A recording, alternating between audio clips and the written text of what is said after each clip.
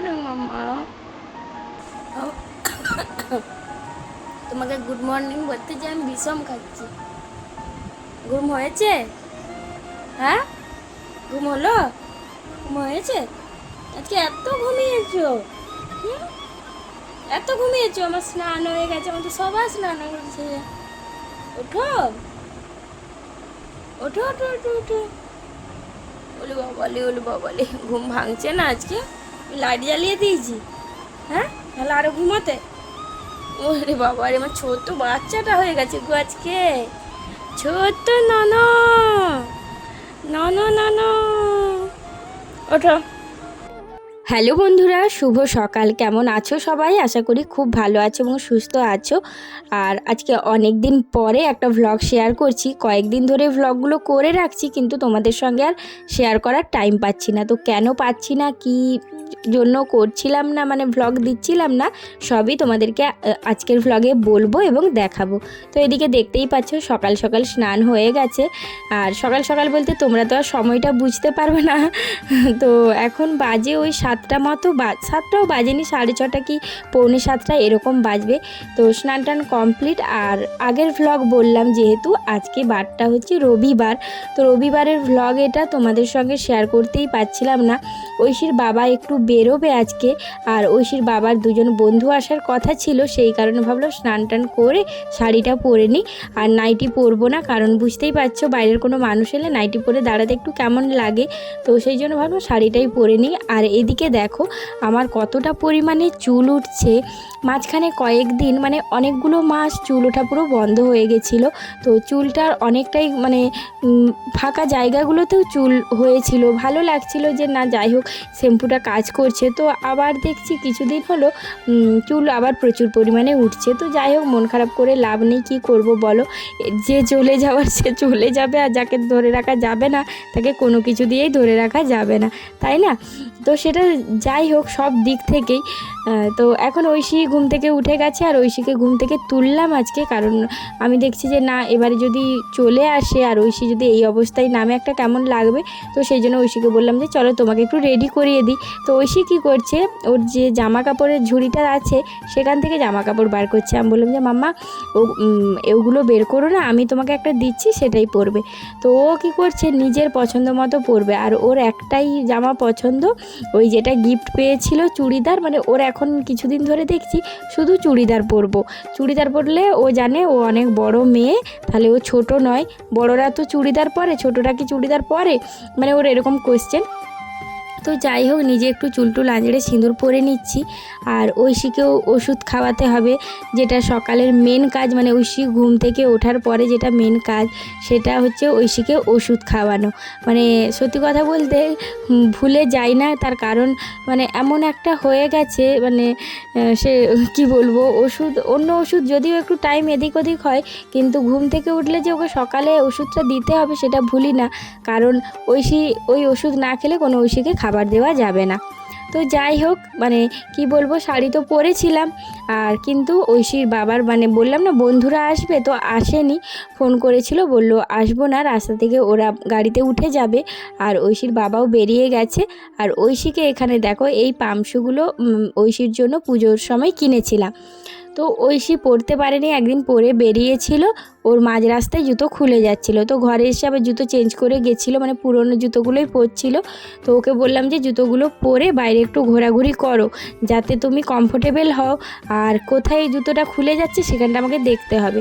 তো এই সব বলছিলাম, আর জুতোটা পরে ঘুরছিল। এই যে দেখো ঐশীকেও রেডি করে দিয়েছিলাম, কিন্তু কাজের কাজ কিছু হয়নি, কারণ ওর বন্ধুগুলো আসেনি। তো যাই হোক, ঐশী দেখো এখানে একটা জবা ফুল তুলে নিয়েছে, আর আমাকে দিয়েছে জবা ফুলটা মাথায় আঁটতে। তো আমি বলছি ঠিক আছে এঁটে নিই। আর দুটো রিলসও বানিয়েছিলাম, তো ফেসবুকে ইউটিউবেও দিয়েছিলাম একটা রিলস। তো দুটো করেছিলাম, কিন্তু একটাই দিয়েছিলাম। যাই হোক, এবারে দেখো আজ কদিন ধরে কেন ভ্লগ শেয়ার করতে পারছি না, তার কারণ হচ্ছে মানে কাঁথা করাতে এতই মানে নেশা লেগে গেছে আমাদের দুজনে শাশুড়ি বৌমার। তো আমরা মানে হাড্ডাহাড্ডি লড়াইয়ে চলছে কাঁথা সেলাই করা। তো দুজনেরই, মায়ের তো অনেক শাড়ি জমা ছিল, মানে বুঝতেই পারছো পেরেছো, আমার তো এই কয়েকদিনের কিছু শাড়ি। তো আমি দিয়েছিলাম মাকে 3-4টে মতো। তো আমরা দুজন মিলে কাঁথা সেলাই করছি, যে প্রত্যেকের একটা একটা করে কাঁথা হচ্ছে। তো এই কাঁথাটা হচ্ছে ঐশীর বাবার জন্য, মানে ফার্স্টে একটা হয়ে গেছে, সেটা অনেক মোটা আর অনেক বড় কাঁথাটা করা হয়েছে, ওটা ঐশীর বাবার। আর এটা হচ্ছে ঐশীর। তো ঐশীর জন্য একটু কালারফুল কাঁথা বানিয়ে দেওয়া হচ্ছে। প্রত্যেকটা কাঁথা তৈরি হয়ে যাক, তোমাদের সঙ্গে শেয়ার করব। ওই কাঁথাটাও মানে ভিডিও করে রেখেছিলাম, যদি থাকে তোমাদের সঙ্গে আমি শেয়ার করব, এই ভ্লগেই শেয়ার করব, কারণ দেখাবো কাঁথাটা কেমন হয়েছে, কত বড় হয়েছে। কারণ এক একটা কাঁথা সেলাই করতে আমাদের মানে ঐশীর বাবার কাঁথাটা আমাদের 2 দিনে হয়ে গেছে, তারপরে এটা স্টার্ট করেছি। তো যাই হোক, কাঁথা কিছুক্ষণ সেলাই করার পরে দুজনে, তারপরে আমরা 3জন মিলে, মানে ঐশীর ঠাম্মি, আমি আর ঐশী, আমরা 3জনে একটু বেরিয়েছিলাম, আমাদের একটু বাইরে কাজ ছিল। তো ঐশী বায়না করেছিল খিদে পাচ্ছে, তো ঐশীর জন্য মিও আমর থেকে 2টো কেক নেওয়া হয়েছিল। ঐশী একটা খাচ্ছে আর একটা ফ্রিজে রাখছি। আর এসেছি দেখো পাশের বাড়িতে। তো আমরা তো বেরিয়েছিলাম, সেই জন্য দুধটা আমাদেরকে দিতে পারেনি, পাশের বাড়িতে দিয়ে গেছে। এনারাও দুধ নেয়, তো বাচ্চা ছেলেটা ছিল, তো ও দুধটা রেখেছিল। এই যে দেখো আমাকে দুধটা এনে দিল। আর আমাদের দেখো আমরা বেরিয়ে মানে বাজার থেকে আসার পরে রান্না করেছি। আজকে হচ্ছে ডিম ভাজা, আলু সেদ্ধ, ভাত। ঐশীকে দিয়েছি দেখো ডিম সেদ্ধ আর ডিম ভাজা আর আলু সেদ্ধ ভাত। তো ঐশী বললো আমি এরকমই খাবো, দুধও নেব না, কিচ্ছু না। কারণ ঐশী এই যে একটু শুকনো লঙ্কা দিয়ে গোটা জিরে দিয়ে আলুটা মাখিয়ে দিলে ভালোবাসে। আর ডিম ভাজা দিয়েছি, জানি না অনেক দিন ডিম ভাজা খায়নি, অনেক দিন পর ওকে ডিম ভাজা দিলাম। তো বলল ডিম ভাজা খাবো, ডিম সেদ্ধ খাবো না। তো যাই হোক, আমি বললাম ঠিক আছে। আর একটাই বায়না, ও তো মানে সারাদিন ফোন দেখবে না, কিন্তু খাওয়ার সময় মানে দুপুরে খাওয়ার সময় একটুক্ষণ পাখির গল্প চালিয়ে দিতে হয়। তো যাই হোক, এদিকে দেখো ঐশীকে খাইয়ে এসে আমি গোপালকে খাওয়াতে এসেছি, আমার গপু বেটুকে খাইয়ে দিয়ে আমরা নিচে এসে খাচ্ছি। তো এদিকে দেখো আমি আলুটা ঝাল করে মাখিয়েছি, আর কচু কিছু ছিল ঘরে, নষ্ট হয়ে যাচ্ছিলো, তো কচু ভাতে দিয়েছিলাম, আর ডিম ভাজা, লেবু নুন দিয়ে ভাত খেতে বসে গেছি।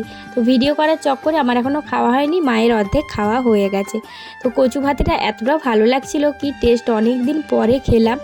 তো এখন দেখো খাওয়া দাওয়ার পরে ঐশীকে 2টো ওষুধ ছিল, খাওয়ালাম, মানে ওর ক্যালসিয়াম ওষুধ, আর দুপুরে ওকে ফলিক অ্যাসিডটা দিই, তো ফলিক অ্যাসিড।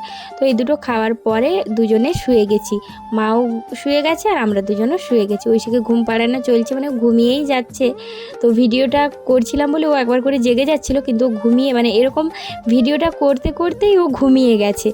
তো যাই হোক, মানে সারা দিনটা অনেক ধকল গেছে, আর বাইরে বেরিয়েছিল, এতটা পরিমাণ রোদ, আর বড় হচ্ছে, আর আমি কোলে নিয়ে বেশি হাঁটতে পারি না, আমারও কষ্ট হয়। তো যেখানটা জল ছিল রাস্তায়, সেখানে ওকে কোলে নিয়েছিলাম, আর বাকি রাস্তাটাও হেঁটে গেছে। তো এখন দেখো ও কিন্তু ঘুমিয়ে গেছে। আমি যখন ভিডিওটা অফ করে ওর দিকে তাকিয়েছি, ওকে ডাকছি, দেখছি ও ঘুমিয়ে গেছে। তো আমি এখন ওকে গান করে ঘুম পাড়াচ্ছি। ওর একটাই মানে বায়না, তুমি আমাকে একটু গান করে ঘুম পাড়িয়ে দাও, এইটুকু বায়না ও আমার কাছে করে, যে গান করো, ঘুম পাড়ানি মাসি পিসি এই গানটা করতে হয়। তো মাঝে মধ্যে আমি রেগে গেলে আমি বলি না, করবো না, তখন ও নিজেই গান করে ঘুমিয়ে পড়ে। তো এখন দেখো বিকেলবেলায় চা করছি, আমার আর মা আর ঐশীর জন্য। ঐশীকে একটু দুধ খাইয়েছি, আর ঐশীর হাতে দেখো, তো অ্যাপোলোতে অর্ডার দেওয়া ছিল ঐশীর, এই যে মানে দেখতেই পাচ্ছ মাথা থেকে একদম পা পর্যন্ত, এটা মানে সাবান শ্যাম্পু দুটোরই কাজ করবে। ঐশী যখন 6 মাসের ছিল তখন ঐশীর শ্যাম্পু কেনা হয়েছিল আর সাবান কেনা হয়েছিল। তো তারপরে মানে এই এতদিনে কেনা হলো, কারণ এত বছর ওর আর কেনাই হয়নি, কারণ ডেট ছিল, ওগুলোই ব্যবহার হতো। তো যাই হোক, এদিকে দেখো রাত্রে ওর জন্য দুধ রুটি করেছি, তো ও এখন দুধ রুটি খেয়ে ঘুমিয়ে যাবে। আর এই দিকে দেখো ঐশীর বাবার জন্য যে কাঁথাটা বানিয়েছি, মানে অ্যাকচুয়ালি সবাই গায়ে দেবে, কিন্তু তবু আর কি কথাতে বলছি, যে ওর বাবার জন্য যে কাঁথাটা বানানো হচ্ছে, এই যে এত বড় কাঁথা, আমরা মানে 2 দিনও লাগেনি, 2বার করে বসতাম, সকাল আর সন্ধে করে, তো শেষ হয়ে গেছে দেখো। তো যাই হোক, এত বড় কাঁথাটা বানানো হয়ে গেছে, আর এটা খুব মোটা করে তৈরিও করা হয়েছে, মানে শীতকালেও গায়ে দিলে মনে হয় আর কিছু লাগবে না। তো যাই হোক দেখো, রাতে আমি এখানে জল ঢালা ভাত রেখেছি, জল ঢালা ভাত খাবো, আর এখানে হয়েছে ফুলকপি আলুর তরকারি। তো আজকের ভ্লগটা কেমন লাগলো তোমরা কমেন্টে জানিও, আর পাশে থেকো। চলো আজকের মতো টাটা, সবাই ভালো থেকো।